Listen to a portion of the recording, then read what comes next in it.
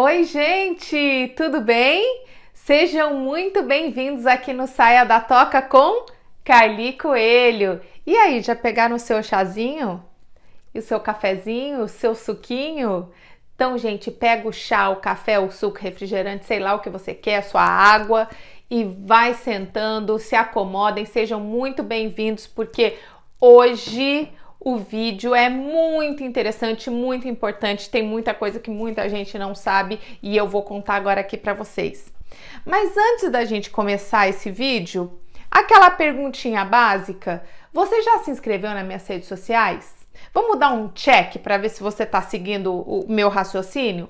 Você já se inscreveu no Saia da Toca com Carli Coelho do YouTube? Já? Então, check. Você já se inscreveu no @Saia da Toca com Carli do Instagram? Já? Ótimo! Check! Já clicou no sininho das notificações para receber todo o conteúdo exclusivo que eu estou preparando para você com muito amor e carinho assim que ele sai? Legal! Check! Muito bom, gente. Então você já aproveita e já dá o like nesse vídeo, já compartilha com os amigos, porque hoje eu vou contar para vocês muita coisa que tem muita gente que não sabe, hein? Hoje vou falar sobre trabalhos acadêmicos, isso mesmo. Aí vocês devem estar pensando, ai, professora, eu não gosto de fazer trabalhos acadêmicos porque toma tempo, tem que fazer pesquisa, é chato, vai e volta, vai e volta, vai e volta do orientador, pelo amor de Deus, entendeu? Isso é um pesadelo. Gente, começa a olhar metade do copo que tá cheia. Trabalho acadêmico é importante.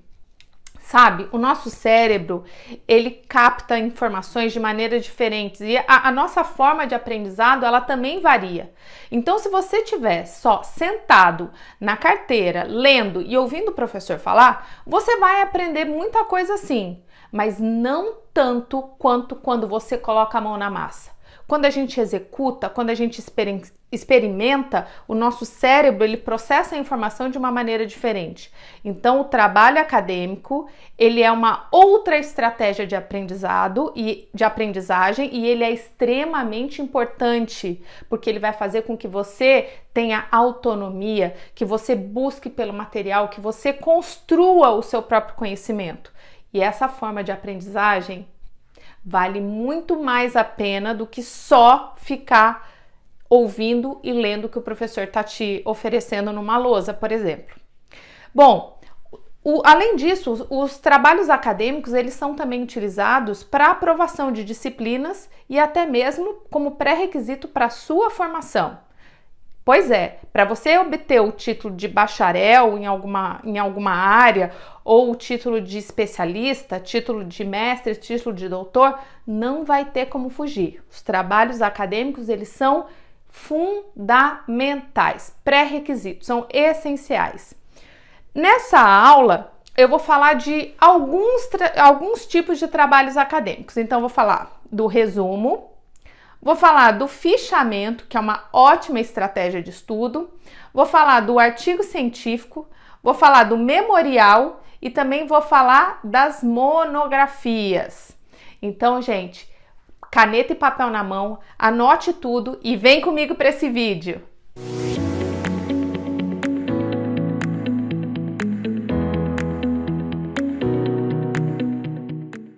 Então, comecemos esse vídeo falando dos resumos, que segundo a ABNT é a apresentação dos pontos mais importantes, mais essenciais de um documento. Existem 3 tipos de resumos: o resumo crítico, ou também chamado de resenha, presta atenção nesse nome. Existe também o resumo indicativo e o resumo informativo. No resumo crítico ou resenha, eu não sei se vem à cabeça de vocês o que acontece em alguns canais do YouTube de entretenimento, onde os youtubers falam que vão fazer a resenha de algum evento ou de algum fato que tenha acontecido durante a semana. O que acontece, né, quando a pessoa fala que está fazendo uma resenha? Ela está buscando os pontos mais relevantes, né, os pontos que foram mais em alta, e ela sozinha ou com a ajuda de outras pessoas, elas acabam fazendo uma análise crítica, discutindo sobre aqueles eventos. Então eles intitulam isso nesses canais de entretenimento como sendo resenha. De certo modo, formalmente, o resumo crítico, ou também chamado de resenha, funcionam da mesma maneira, só que de uma forma formal. Então, o aluno ou o pesquisador, eles vão buscar os pontos mais importantes, mais essenciais daquele documento que ele está lendo, que pode ser um livro, que pode ser um artigo, e ali também vão ser extraídos os pontos mais relevantes, mais importantes, e aí vai ser feita uma análise crítica em cima dessas informações. Caso essa pessoa seja um especialista, ela tem reputação científica suficiente para apresentar a sua própria opinião em cima dessa análise crítica. Se for um aluno, muito provavelmente ele vai buscar de outras obras, informações de outros autores, para poder construir toda essa análise crítica. Mas esse tipo de resumo, ele é ótimo para estudo, ele é ótimo para adquirir conhecimento e ele ajuda muito no aprendizado até mesmo de como escrever uma discussão, por exemplo. O resumo indicativo, também, como qualquer outro tipo de resumo, ele também busca, extrair os pontos essenciais, mais importantes daquele documento, porém dados quantitativos e qualitativos não são apresentados nesse tipo de resumo. Dessa forma, a leitura do artigo, do texto original, ela não é excluída, ela não é dispensada. Você precisa ler o artigo na íntegra para você se inteirar daquele assunto. E a terceira forma de resumo é o resumo informativo, que é o resumo mais utilizado no meio acadêmico. Então, no resumo informativo, você também tem a extração dos pontos mais importantes, mais relevantes daquele texto. E, por exemplo, se você estiver fazendo um resumo de um artigo científico ou de alguma monografia, todas as seções desse trabalho deverão estar apresentadas nesse resumo. Então, uma pequena parte da introdução com o objetivo, da metodologia, dos resultados, da discussão e da conclusão devem estar aparecendo, devem ser apresentadas nesse tipo de resumo. Sendo assim, esse resumo, quando bem redigido, ele dispensa a leitura do trabalho original. Só para vocês terem uma ideia da importância de um resumo informativo, em revisões sistemáticas da literatura, a primeira fase de seleção de artigos, ela é feita através da leitura do título e do resumo. Então, se o título ou resumo não conseguirem transmitir a mensagem que aquele pesquisador está buscando na revisão sistemática de literatura, esse artigo ele já é excluído nessa primeira parte, nessa primeira fase de seleção. Além disso, os resumos informativos eles são os mais utilizados no meio acadêmico. Então, conforme foi falado anteriormente, eles compõem a primeira parte, o início de vários trabalhos acadêmicos. Então, em artigos científicos existe um resumo, nos TCCs, nas dissertações, nas teses, todos esses trabalhos eles têm o resumo. Então, uma parte essencial, fundamental na composição, no corpo desses trabalhos. Além disso, os resumos são a forma de publicação de muitos trabalhos em congressos e em simpósios e eles são registrados em anais. O que são esses anais? São aqueles livros que têm a coleção dos trabalhos que foram publicados naquele evento científico. E também o resumo informativo, ele serve como base para a criação dos pôsteres. Então, nesses congressos ou simpósios, muitos estudos, muitos resultados são apresentados naquele formato de banner ou de pôster e o pôster ele tem o formato exatamente de um resumo. Por quê? Porque ali estão contidas as partes mais fundamentais, mais essenciais do estudo. Um outro tipo de trabalho acadêmico é o fichamento. Então, no fichamento, o aluno também extrai os pontos mais importantes, também mais relevantes de um documento, porém, como diz o próprio nome, em formato de fichas. Não necessariamente que o aluno precisa construir fichas, pedacinhos de papel individualmente. Ele até pode fazer isso, mas não existe essa necessidade. Pode ser feito numa folha de Word mesmo, no computador.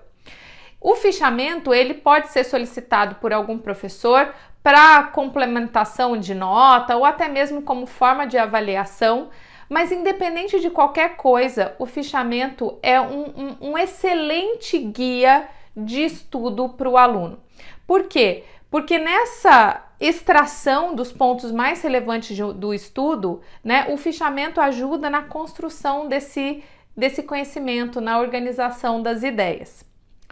Todo fichamento, ele precisa ter a mesma estrutura. Então, existe um cabeçalho e nesse cabeçalho tem a informação de toda a referência daquela obra que você está analisando, que você está estudando. Então, você precisa seguir as normas da ABNT, colocar lá o sobrenome com letras maiúsculas, depois os primeiros nomes do autor ou dos autores, o título. Se houver capítulos, tem que colocar o nome dos capítulos, a página, o volume, né, o número da revista, indicar a revista e assim por diante, seguindo as normas da ABNT para referência. Depois de feito esse cabeçalho, você então começa o seu fichamento. E existem 3 tipos de fichamento.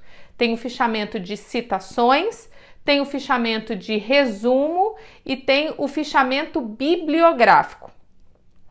No fichamento de citações, como diz o nome, você vai fazer citações diretas. Então, esse fichamento de citações é um fichamento de citações diretas.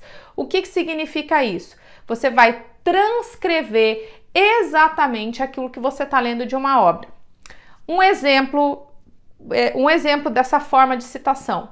Quando você está lendo um livro, algumas pessoas gostam de marcar, né? Então, grifam com lápis. Eu, por exemplo, uso esse tipo de canetas, né, coloridas, para destacar os pontos mais importantes do livro. Só que, ao invés de eu apenas destacar, eu poderia fazer um fichamento dessas partes que eu tô destacando, copiando elas exatamente para o meu trabalho. Então, eu coloco em formato de citação. Se forem citações diretas de 3 linhas, eu coloco entre aspas. E como as informações da referência já está lá no cabeçalho, ao final dessa citação, eu abro parênteses e eu indico a página de onde eu extraí, né, esse trecho, de onde eu copiei esse trecho. E assim eu faço do livro inteiro, por exemplo, ou assim eu faço do artigo. Quando você faz essas citações, no final do trabalho, né, depois de ler um texto, você tem basicamente um resumo feito a partir das citações das partes que mais te chamaram a atenção, das partes que, no seu ponto de vista, mereciam destaque.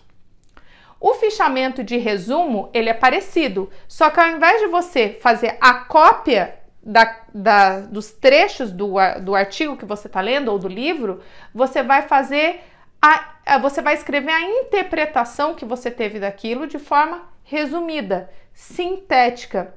Então, o fichamento de resumo, ele também te ajuda muito a extrair os pontos mais importantes. Só que você vai colocar a sua interpretação. Talvez seja até mais relevante do que só fazer as cópias, como acontece no fichamento de citações. E ainda existe o terceiro tipo de fichamento, que é o fichamento bibliográfico, e esse ajuda muito na organização e na estruturação do seu TCC, ou de qualquer outro tipo de trabalho acadêmico. Porque quando a gente começa a escrever um TCC, a gente se baseia em muitas obras, em muitas fontes bibliográficas. E aí, como que a gente vai lembrar o que cada uma daquelas obras que a gente já leu fala? Então, o fichamento bibliográfico, ele tem essa função. Então, também vai existir esse cabeçalho com a referência, né, de acordo com as normas da ABNT, e você vai colocar uma nota do que aquele trabalho fala, por que aquele trabalho ele é importante para você. Isso vai te ajudar a pensar, a falar, essa referência ela vai me ajudar a escrever a introdução, essa referência traz informações que vão me ajudar a construir meus resultados ou a construir a minha discussão. Isso é muito importante. Hoje em dia, já existem gerenciadores de referências bibliográficas, e um que eu uso muito, que eu gosto muito, é o Mendeley, e ele é gratuito. E lá no Mendeley, nesse programa, ele já traz todas essas informações, essas referências, e ainda existe um espaço para que você possa fazer exatamente esse fichamento. Para quando você estiver consultando as suas referências, você já bata o olho lá e você já sintonize sobre o que aquele artigo fala, e isso vai te ajudar muito na estruturação do seu TCC. Bom, independente do tipo de fichamento que você escolher, eu acho que uma outra coisa que complementa muito, né, essa estruturação das ideias depois de fazer esse fichamento, você construir um mapa mental em cima desses pontos que foram extraídos, né, dos pontos mais relevantes desse texto, porque isso também vai te ajudar muito na estruturação de todo esse conhecimento e principalmente na estruturação do seu TCC. E aí, gente, estão anotando tudo? Deixa aqui para mim nos comentários se vocês já tiveram experiência fazendo algum desses tipos de trabalho. Conta para mim como é que foi, quero saber. Bom, gente, esse vídeo tá ficando muito longo, então eu vou fazer um vídeo 2 para continuar falando dos outros tipos de trabalhos acadêmicos. E agora, então, é hora daquela pausa para fazer aquele xixizinho, colocar água para esquentar, fazer um café novo, um chazinho novo. E eu te espero no próximo vídeo, hein? Já aproveita, já compartilha, já deixa o like e a gente se vê lá. Beijo!